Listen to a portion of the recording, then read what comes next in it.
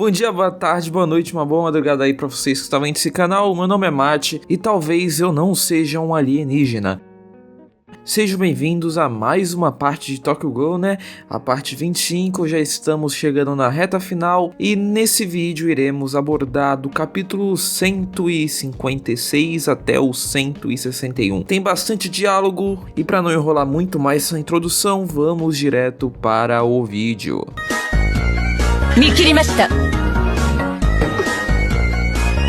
E o vídeo passado terminou justamente quando os Kinkex chegaram para salvar a Touka. Urie pediu para ela sair dali para ela procurar o corpo principal do Kaneki, e então ela vai. Ele tenta explicar para Mutsuki o que estava acontecendo e a resposta dela foi que ela acha tudo isso uma loucura. Urie responde que essa foi a decisão dos supervisores e que por mais que seja mesmo uma loucura, ele concorda com isso. E então ela se enfurece, fala que justamente esses pensamentos que eles estão tendo, que é uma loucura, e ataca com a sua Kagune. E aproveitando esse ataque, o Aura foi atrás de Touka. E Urie, que havia desviado dos ataques de Mutsuki, pede para Richao e Rige irem atrás do Aura, enquanto ele e Saiko davam conta de Mutsuki. E então a briga foi separada em duas. E então vamos primeiramente na luta da nova geração de Kinkex, né? Eles estavam perseguindo Aura e Rige tenta atacar com sua Kagune de longe, mas tem os seus ataques bloqueados. E a Xiao aproveita para chutar o Aura em pleno ar. E o Rige consegue o acertar enquanto pergunta por que eles têm que lutar agora. E pede para a Aura compreender que eles estão sim cooperando com os Ghouls agora. Mas para o Aura isso era uma loucura. Ele concordava em partes com o que Mutsuki pensava, que não teria como essa coexistência existir. Mas para ele era ainda mais profundo do que isso, pois para ele não é que não é impossível isso acontecer, mas sim que não deve acontecer. E fornece os seus argumentos para achar isso, pedindo para eles pensarem na quantidade de investigadores que foram feridos ou mortos ao longo da história, que esse sacrifício deles não poderiam ter sido em vão para eles simplesmente se juntarem aos Ghouls em algum momento. Ele não quer trabalhar com os Ghouls mesmo que seja para derrotar um inimigo em comum. E então ele, enquanto bota sua Kagune para fora, diz que irá fazer o que acha certo, lutar como um orgulhoso humano. O que essa fala nesse quadro por si só já é ironia, né? Dado o fato que ele fala isso enquanto justamente está lutando com uma Kagune, uma assinatura Ghoul, né? E não somente isso, o argumento dele de não se aliar a monstros para derrotar outros monstros por si só é engraçado, já que é o que justamente o investigador faz, né? Usando coisas feitas a partir de Ghouls para enfrentar eles. Como por exemplo, ele mesmo praticamente virou um Ghoul para derrotar Ghouls, né? Mas enfim, vamos continuar porque isso aí é um pouco mais fundo do que parece, né? Receba a inteligência. E a Xiao então bloqueia e mede forças com Aura, com ela usando a sua Kinky faca. Mas antes dela perder na força para o Aura, o Rige a substitui e mede forças com Aura também. E a Xiao aproveita essa janela de tempo para bater no pescoço de Aura. Mas ele incrivelmente não sente nada e joga os dois para longe. Que local inadequado para chutar a menina, filho. Que isso, cara. O Aura diz que novamente não está entendendo nada. Como o Rige, aquele que perdeu parentes para Ghouls, e Xiao, que tanto admirava a investigadora Irei, poderiam cooperar tão facilmente com Ghouls. Ele não aceita isso, principalmente por causa de sua tia, que desde que ele se conhece como gente, havia com diversas cicatrizes naquele rosto bonito dela, e que infelizmente não podia fazer nada a respeito. Ele queria proteger ela agora. E então ele toma um chute da Hashal para ele ficar um pouco esperto. E ela então lista todos os nomes que Aura havia listado no seu argumento anterior e com raiva faz uma pergunta retórica para ele. No que exatamente Aura estaria fazendo estando ali naquela situação se ele quer proteger a tia dele. E aproveita para xingar ele em chinês. Ela então entra em seu modo sério, adaptando sua Kaguni para potencializar as forças de seus chutes e vai para cima. Aura consegue desviar do high jump kick dela, só que não consegue desviar do soco dela. O Rigel ataca para distrair sua atenção de Hsiao e ela nesse instante acerta um chutão no Aura e o prende no chão, perguntando se ele quer continuar mesmo aquela batalha. E então ela expõe que a tia dele está na cidade ajudando o máximo que ela pode, mesmo estando em cadeiras de rodas. E que Hsiao pode contar para a tia do Aura que ele veio ajudar os amigos dele ali. E para convencer ainda mais ele a não dar as costas aos seus amigos, ela o lembra da qualidade de cada Kinkex. E que mesmo que ela não sabia o que ele estava pensando na maioria do tempo, ela sabe que ele não é esse cara mal que ele está tentando transparecer. E ela também assume gostar da vida dela como uma Kinkex, perguntando se ele quer mesmo seguir outro caminho. O Rigi aproveita também para falar e diz entender os sentimentos de Aura sobre o sacrifício dos outros investigadores poderem ter sido em vão. É complicado essa situação, mas no final, tudo isso se resumiria a uma possibilidade de haver paz no mundo. Então, por que o Aura também não tenta como eles estão tentando? A Hsiao fica em choque do Rigi falar algo tão sentimental e sério, já que aparentemente ele não era de falar tantas coisas sérias. E após refletir um pouco, o Aura concorda em cooperar e pede a mão dos dois para se levantar. E agora vamos voltar para o lugar inicial dessa batalha, onde Urie e Saiko encaram Mutsuki e então a batalha começa. E quem dá o primeiro passo nessa batalha é Mutsuki. E Urie se defende com seu escudo e começa a atacar ela, que só estava se esquivando. E então a Saiko vem por cima a golpear com a sua Kaguni em formato de supermão. E incrivelmente a Mutsuki copia o formato da Kaguni e colide ataques com Saiko e vencendo na força. Os dois se surpreendem com o fato de Mutsuki copiar tão facilmente a Kaguni de Saiko, e Urie lembra de algo que aconteceu há muitos capítulos atrás, onde o Dr. Shiba, em um exame de rotinas, disse os níveis de RCs de todos os Kinkex. E no capítulo que ele disse isso, ele omitiu o nível de Mutsuki. Então finalmente é revelado o nível de células RCs que ela tinha naquele momento, que era 3. Sim, suas partículas RCs estavam completamente suprimidas na época que ela fez esse exame, até mesmo para um humano que tinha em média 200 a 500, mostrando que ela possuía alguma espécie de habilidade de controlar esse nível e estando ocultando o seu real nível de força. Ela então mostra sua verdadeira forma de sua Kaguni, uma forma completamente assustadora com diversos olhos, lembrando muito inclusive o próprio dragão, e ela alerta para Urie que se eles continuarem naquela batalha, provavelmente ele iria morrer. E não foi só eu e nem você que vimos essa semelhança da Kaguni de Mutsuki. Urie também percebeu ela, e mesmo com seu escudo ele é golpeado com força, o que desesperou a Saiko. Mas Mutsuki a tranquiliza falando que não quer matar ele, só que ele não está dando tantas opções para ela.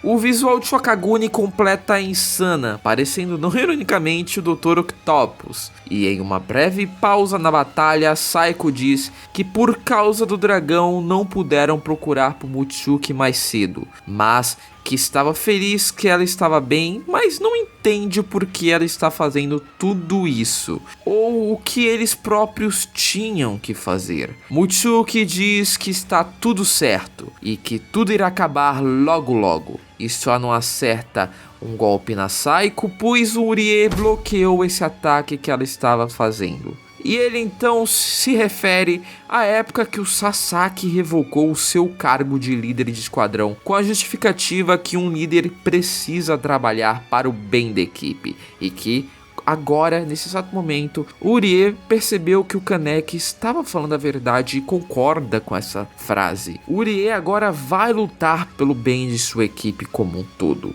Ele não quer desistir de Mutsuki, mas também não deixará ela machucar os seus companheiros. Mutsuki ouve aquilo e diz que Urie está mentindo, e argumenta que, por ela ser uma baita de uma mentirosa, ela consegue saber a mentira dos outros, e que os olhos de Urie são de um mentiroso. E para exemplificar isso, cita o momento que percebeu a primeira mentira de Sasaki Heise, que foi quando ele entrou no banheiro na hora que ela estava sem camisa tentando colocar sua Kaguni para fora, na época que ela não conseguia. E ele fingiu que não havia visto o corpo dela e continuou a tratando como um homem para não a perturbá-la. E ela diz que os movimentos que o Kaneki fez naquele momento, como a famosa mão no queixo dele, a fez perceber que ele estava mentindo. E ela vai muito além. Ela sabe que desde quando eles se conheceram, o Kaneki sabia a real identidade de Mutsuki. Isso a fez ficar chocada a princípio e se sentir enganada por Kaneki, até ela perceber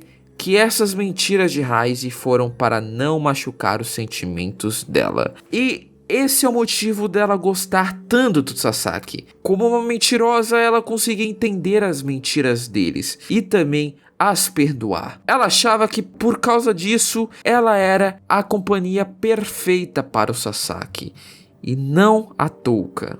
E ela então resgata o discurso de Urie para rebater. Não vai desistir dela? Mesmo se ele soubesse que ela se alimentava de carne? E é obviamente o motivo da sua Kaguni ser tão perturbada era por causa disso, né? E que ele poderia duvidar, mas se perguntasse para Saiko, ela confirmaria. Já que algum tempo atrás, lembro no casamento da Yoriko, a Saiko já havia sentido o cheiro de sangue vindo de Mutsuki. Ela justifica o porquê fez isso, falando que precisava de forças para o seu objetivo e que se Urie quiser parar ela, então que ele a mate. E ela então recomeça a atacar, copiando o formato da Kaguni de Urie e o ataca, mas ele sofreu o ataque sem ao menos reagir. E ela, nesse momento, vendo aquilo, para de atacar. Urie suporta a dor e pergunta retoricamente para Mutsuki por que ela não está se movendo nem atacando.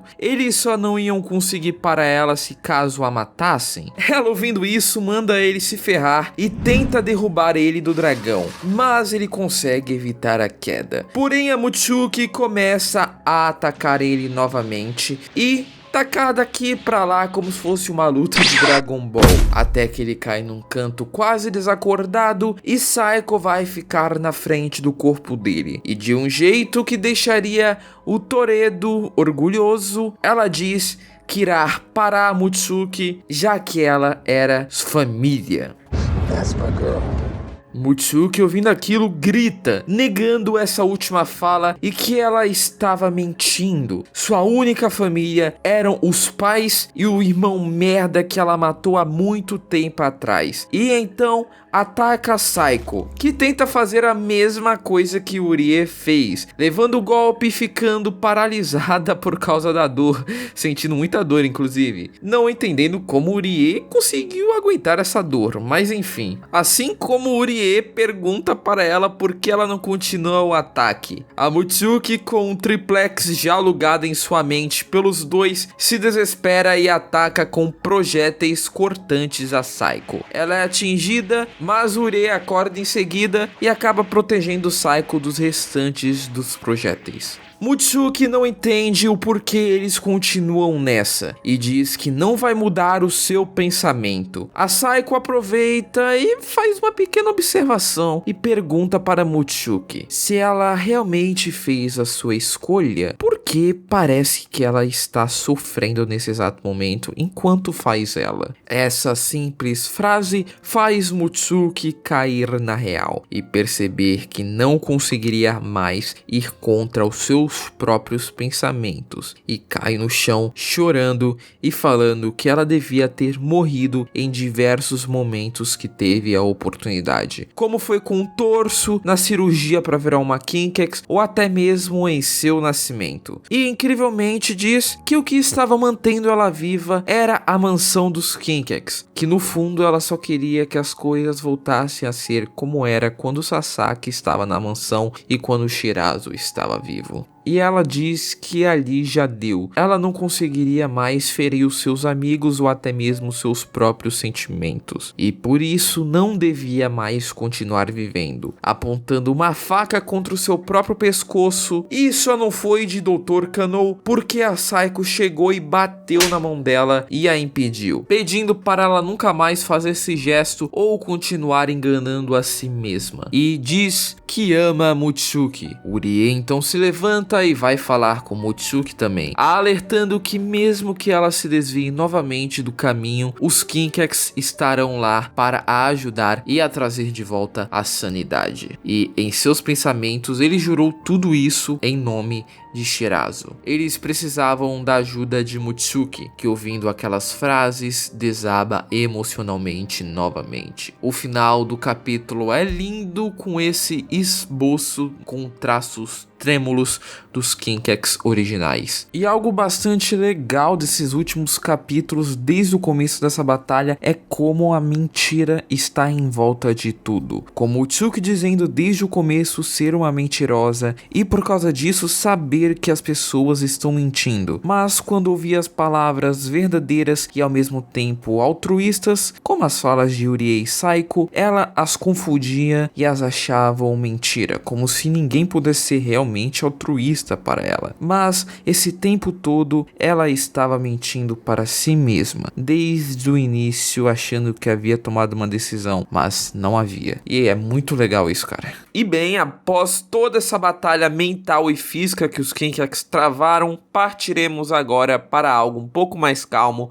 mas não menos importante, porque partiremos para a mente de Kaneki, que finalmente reaparece após um vídeo e meio fora de tela. Ele acordou no meio de uma casa sem entender nada até olhar para fora. Bem, o Kaneki estava dentro de uma casa japonês tradicional e o cenário lá fora estava cercado de um imenso lago onde possuía nas portas dessa casa até os horizontes desse lago várias fileiras inteiras de portões Toori. E lá, primeiramente, ele chama por Touka e também procura por algum sinal de vida ali, até decidir organizar os seus pensamentos e se lembrar dos eventos que antecederam ele estar ali. E conforme ele vai lembrando dos eventos passados, mais ele se desespera. E seus últimos pensamentos antes de não se recordar de mais nada era que ele consumiu diversas pessoas para salvar todo mundo e se sentiu sendo absorvido por algo grande, com sua mente ficando totalmente nebulosa após esses acontecimentos. Pensamentos pararam como se estivesse entrando num infinito sonho escuro até ele acordar naquele local. Ele sabe que provavelmente não está morto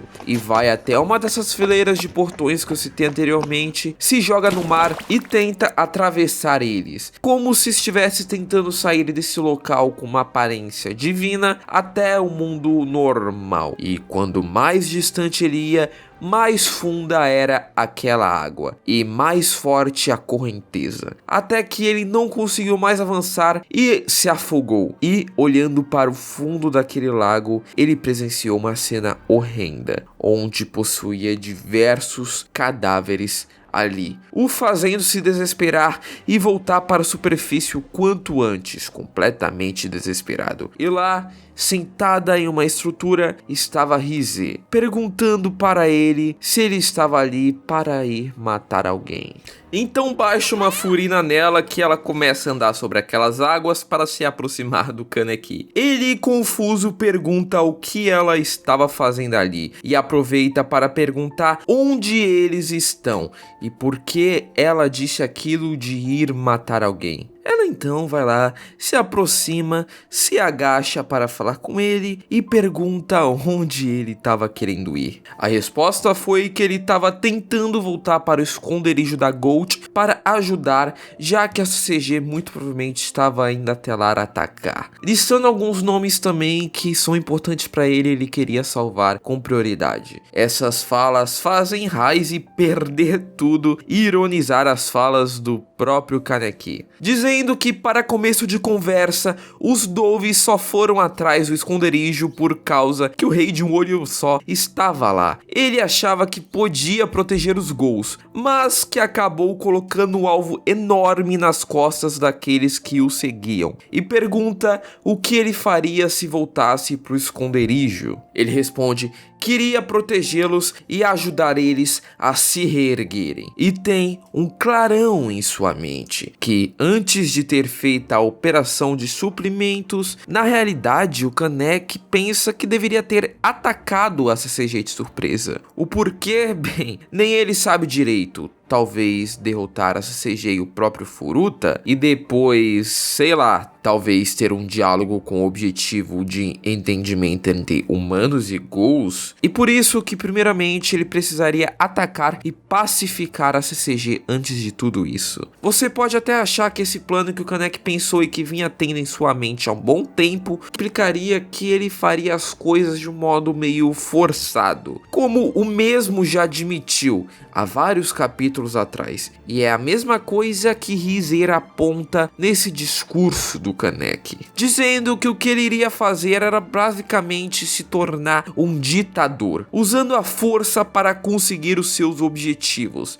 Afinal, o que um humano desarmado faria contra um Ghoul, a não ser se render? E ela ironiza isso perguntando como diabos isso seria um diálogo pacífico. O Kaneki ouviu isso e começa a se perguntar e refletir se ser um ditador era o que realmente ele queria ser. A resposta dele para Ryze foi que talvez, que se isso fosse o que ele tinha que fazer, então ele faria com toda certeza. Ela admira essa determinação que o Kaneki teve, mas logo pergunta se ele continuaria com ela mesmo após ver algo, o mostrando como estava atualmente o esconderijo da Gold, o lugar que ele tanto queria proteger, mas que ironicamente foi destruído pelas próprias mãos dele, e pede para ele tocar na mão dela, que ela vai mostrar que não está mentindo sobre isso. No momento que ele faz isso, todas as memórias do momento em que se transformava em dragão voltou à tona em sua mente, e vendo todo aquele sangue derramado, ele entra em completo desespero, caindo no chão e percebendo que os corpos que ele viu na água nada mais eram que as vítimas que ele fez nesse massacre. E Ryze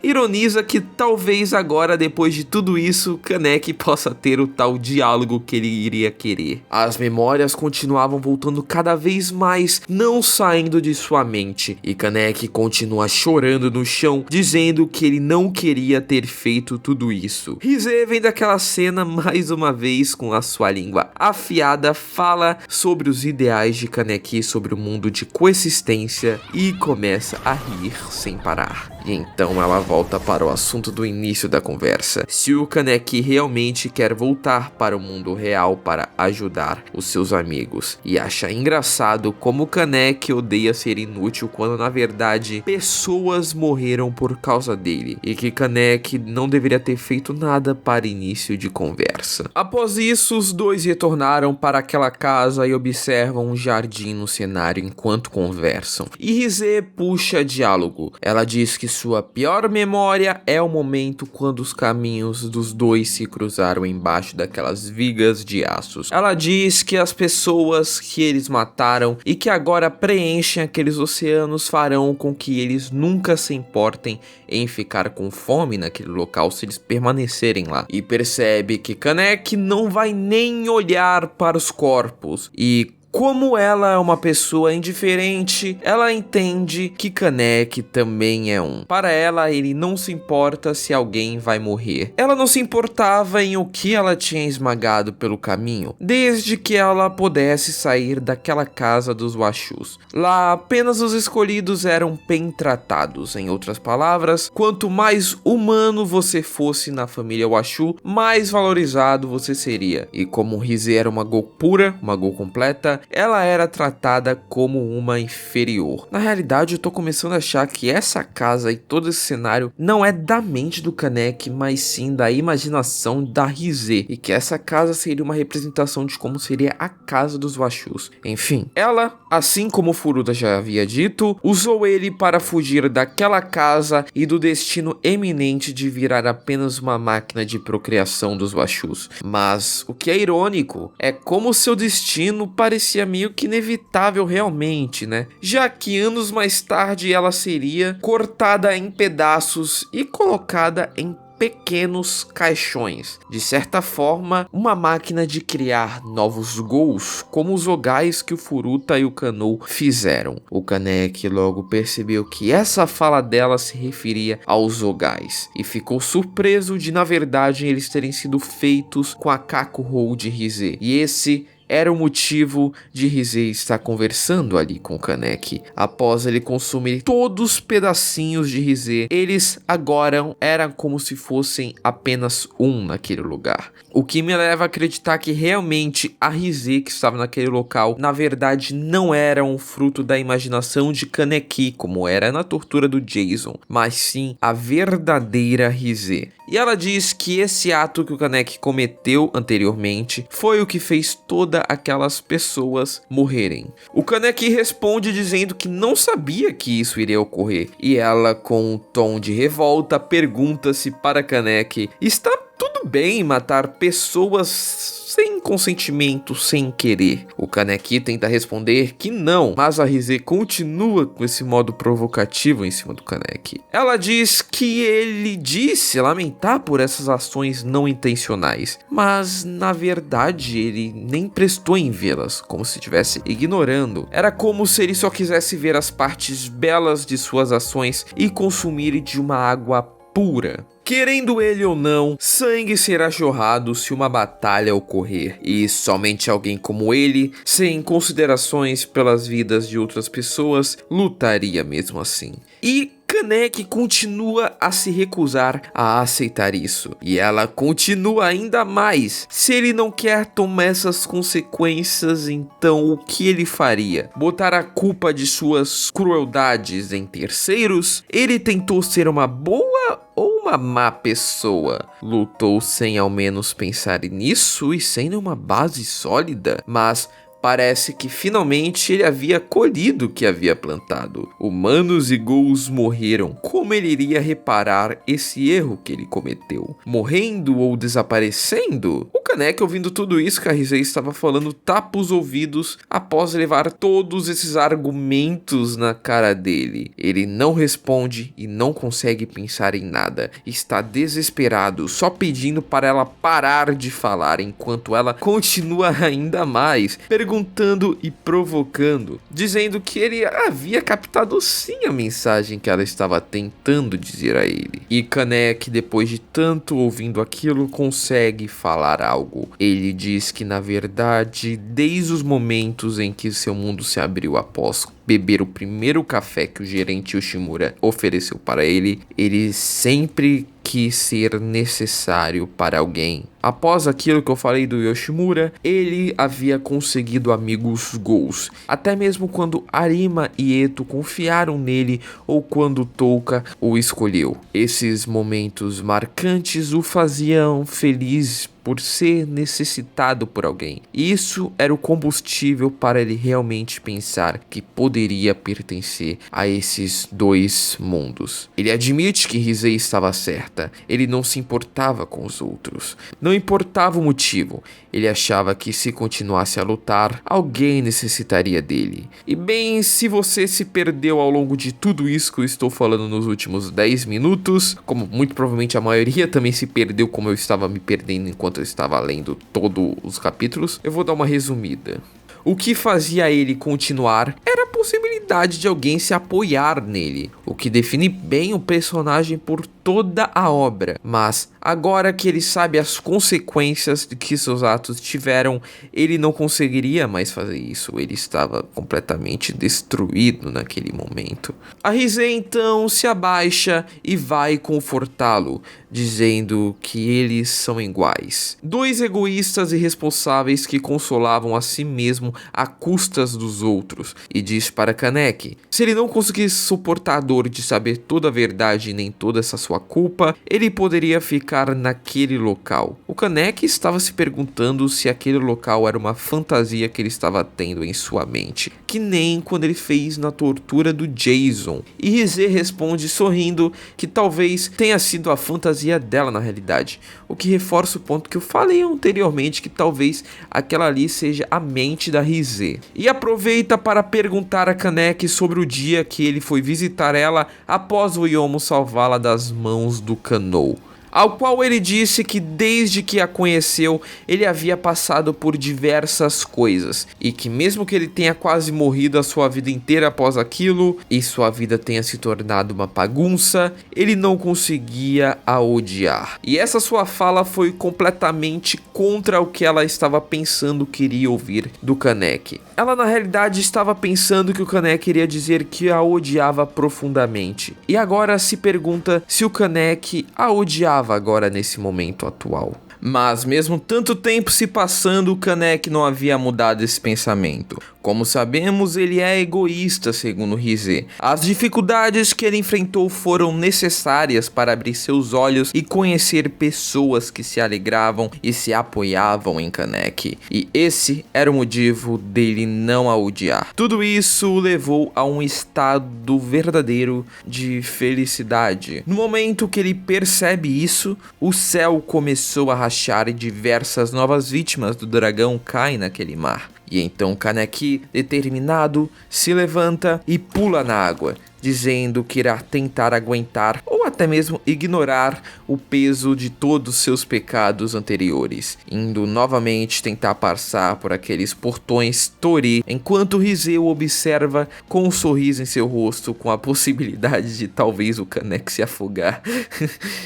Então, beleza, esse é o fim desse estado mental, porque vamos voltar para o mundo real, mostrando um capítulo completamente sem uma linha sequer de diálogo, onde vemos o caos que estava com diversos investigadores lutando com aquelas criaturas que o dragão expeliu, e Touka acha o local onde o detector havia apitado anteriormente. Ela começou a cavar com sua Kaguni, mas logo começa a cavar com suas mãos novamente aquela montanha de carne, até que achou uma mão que estava cheia de olhos, parecendo o braço do Danzou de Naruto, que tinha diversos Sharingans, e esse braço estava segurando o anel de Kaneki. Ela se desespera a princípio, achando que a chance de ouro que eles tiveram não havia dado em nada, mas não desiste e recomeça de maneira desesperada a cavar aquele local. O dragão, para modo de defesa, cria diversos bichos para atacarem, que mesmo sendo forte, a Touka estava completamente exausta, sendo completamente solado por aquelas criaturas, até que Mutsuki, Saiko e Urie chegam para protegê-la. Mutsuki essa que olha com um certo desprezo de como quisesse que a Touka só continuasse a cavar. Então ela continua desesperada cavando, até que finalmente ela encontra o corpo principal de Kaneki, e todos ali ficam abismados de como estava o estado atual do seu corpo, com uma anatomia completamente bizarra e irreconhecível. Então decidem reportar para a CCG que acharam finalmente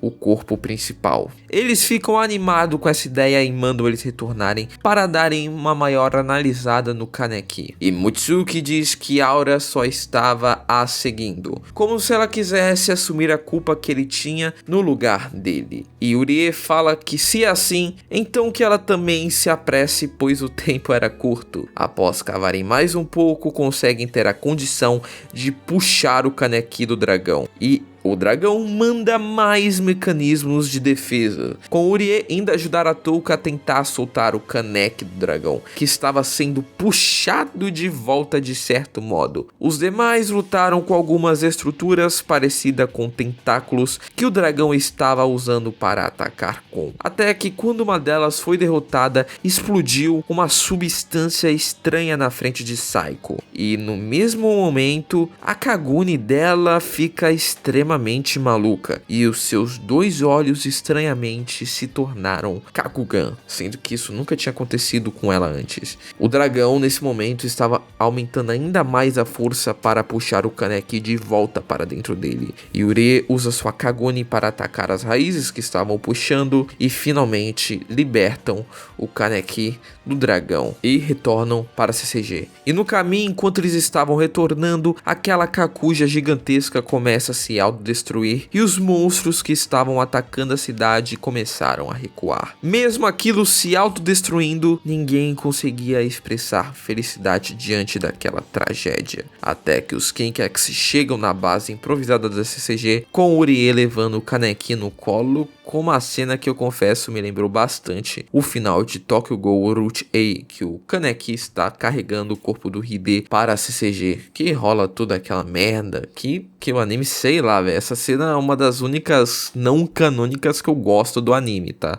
Então, um pouco mais longe dali, no 19º distrito, o dragão estava com uma forma estranha, parecidíssimo com uma árvore. E naquele distrito tinha uma pessoa se alimentando de outra e não entendendo o porquê dela estar fazendo isso. E por que os seus olhos estavam como de um gol. Vários humanos daquele distrito começaram a se degradar desse jeito, enquanto a V caminhava calmamente lá. No topo daquela árvore estava uma estrutura em forma parecida de um ovo, onde a V e o Furuta chegam até lá, com o Furuta comemorando que finalmente ele havia encontrado o corpo de Rize. E a gente estava certo um pouco lá atrás, falando que aquela Rize era verdadeira na mente do Kaneki, ou talvez aquela seja a própria mente dela, sendo revelado que na verdade o dragão que Furuta disse por todo esse tempo não